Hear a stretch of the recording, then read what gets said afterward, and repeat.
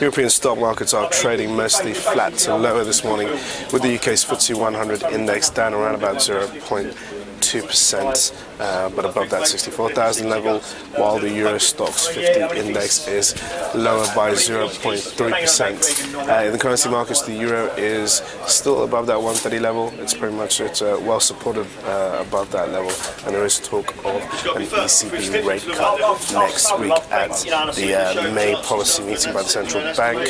And for bond markets, both Spanish and Italian bond yields are a little higher, but nothing to be too worried about at the moment. Good morning, I'm Ishaq Siddiqi, and welcome to another daily market bite. I'm going to give you a quick rundown of what's going on in financial markets today. So we had a weak session in the US overnight that reflected into Asian trade, and in Europe we were tipped to start a little higher.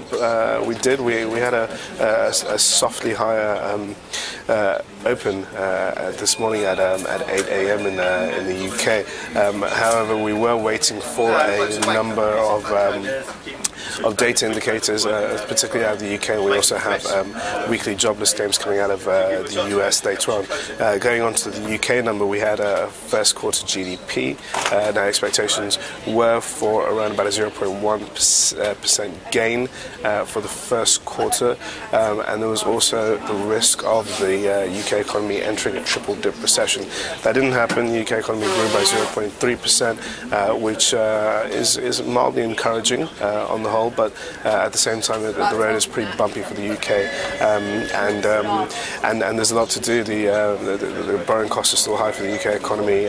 There's particular stress on the services and construction industry, and retail spending has also has taken a hit on the back of the poor weather conditions in March, but nonetheless the UK has avoided a triple dip recession, and that has offered a bit of relief to investors, particularly FX traders who are currently keeping their eyes on sterling, which rose on the back of the data. Now going on to what else is going on, we've had a number of corporate earnings up from Europe. We had AstraZeneca, shares are down at the moment. Numbers failed to impress the market. We also had numbers from Unilever, a similar sort of result.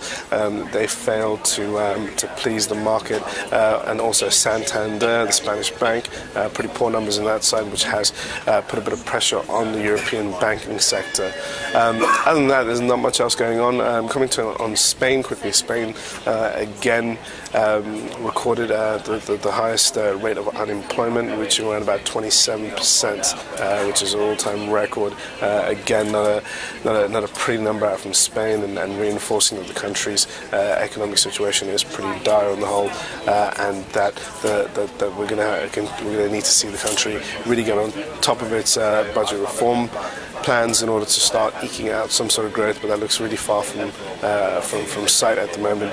So a lot more focus back on the Eurozone periphery, and in Italy, although we are seeing the country coming out of political paralysis, where we do have a new Prime Minister in place, or a Prime Minister soon to be in place after the President was voted in for a second term. There's still a lot more work to do, especially when it comes to uniting the parties to come up with a viable government for a country which has been beset with worries about its political future.